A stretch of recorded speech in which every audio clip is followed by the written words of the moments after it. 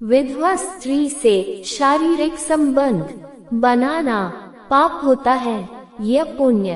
दोस्तों, ये बड़ा ही सुंदर टॉपिक है जिस पर हम बात करने वाले हैं, तो इस वीडियो को पूरा सुनना, क्योंकि आपको इस वीडियो से बहुत सुंदर जानकारी मिल सकती है। जब किसी स्त्री का पति गुजर जाता है तो समाज उसे विधवा कहता है। यह शब्द अपने आप में बहुत भारी बोझ लिए होता है। भारतीय समाज में लंबे समय तक विधवा स्त्री को केवल त्याग और तपस्या के प्रतीक के रूप में देखा। प्राचीन रीति रिवाजों में विधवा के जीवन को रंगहीन बना दिया गया, उसे स्वतंत्रता से वंचित किया गया। सवाल यह है कि क्या विधवा स्त्री से शारीरिक संबंध बनाना पाप है या पुण्य? इस प्रश्न का उत्तर केवल धर्म से नहीं बल्कि मानवता और न्याय से भी जुड़ा है। यदि हम प्राचीन धर्मशास्त्र देखें तो वहाँ अलग अलग मत मिलते हैं। कुछ ग्रंथों में स्त्री को पति के बाद किसी और के साथ जीवन बिताने की अनुमति नहीं दी गई, जबकि वेदों में और बाद के कुछ शास्त्रों में विधवा विवाह का उल्लेख मिलता है। ऋग्वेद में नियोग प्रथा का वर्णन है, जिसमें विधवा संतान प्राप्ति के लिए पुनः संबंध बना सकती थी। इससे ये स्पष्ट होता है कि धर्म में विधवा का पुनः संबंध निषिद्ध नहीं था। पाप या पुण्य की परिभाषा केवल कर्म और नियत से तय होती है। यदि संबंध किसी स्त्री की मजबूरी का फायदा उठाकर बनाया जाए तो ये पाप है, लेकिन यदि संबंध प्रेम, सहमति और सम्मान के आधार पर हो तो यह पुण्य माना जाएगा। विधवा भी इंसान है, उसकी भी इच्छाएं और अधिकार हैं। उसकी भावनाओं को दबाना और उसे जीवन भर अकेलेपन की सजा देना अमानवीय है। आज के समय में विधवा विवाह को समाज स्वीकार कर चुका है।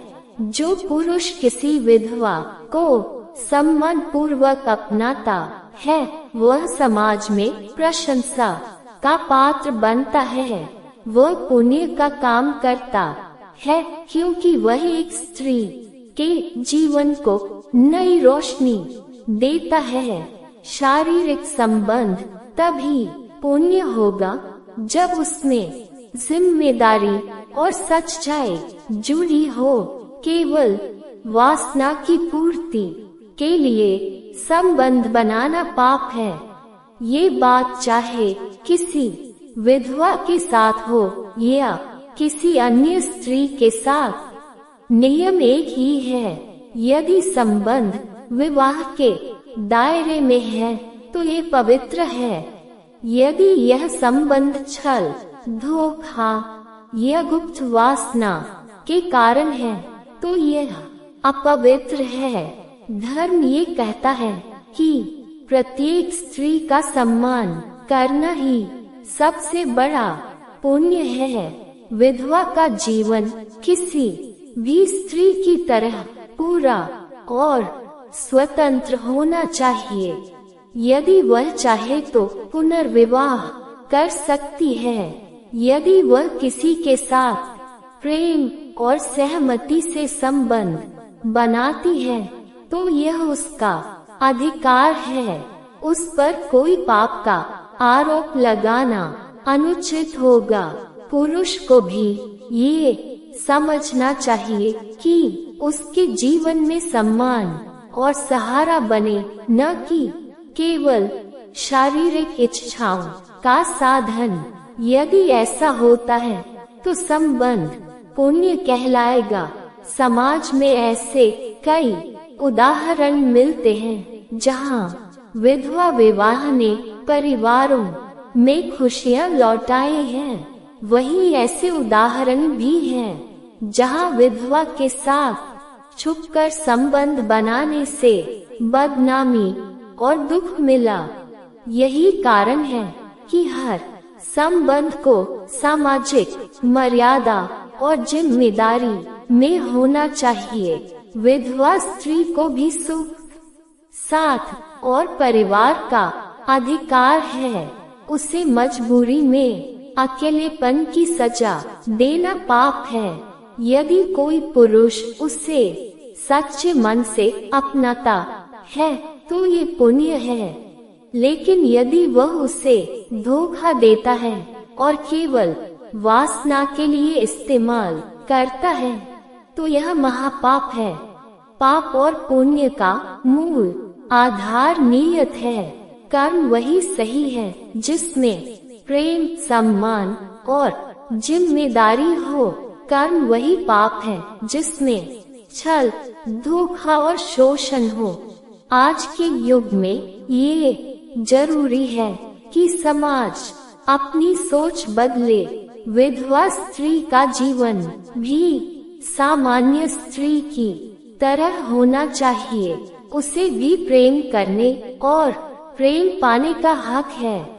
धर्म भी अंततः यही सिखाता है कि मानवता सबसे बड़ा धर्म है।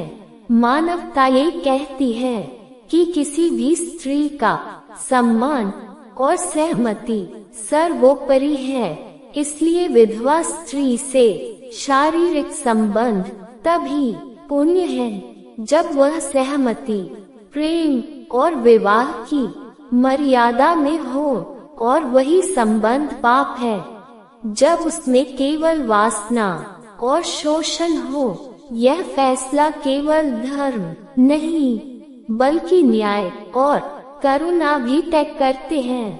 एक विधवा स्त्री को सम्मान देना, उसे नया जीवन देना और उसे प्रेम से अपनाना सबसे बड़ा पुण्य है। और उसकी मजबूरी का फायदा उठाना, उसे दुख देना या उसे वासना का साधन बनाना सबसे बड़ा पाप है। दोस्तों, ये जानकारी आपको कैसी लगी कमेंट बॉक्स में जरूर बताएं और हमारे चैनल को सब्सक्राइब करें। धन्यवाद।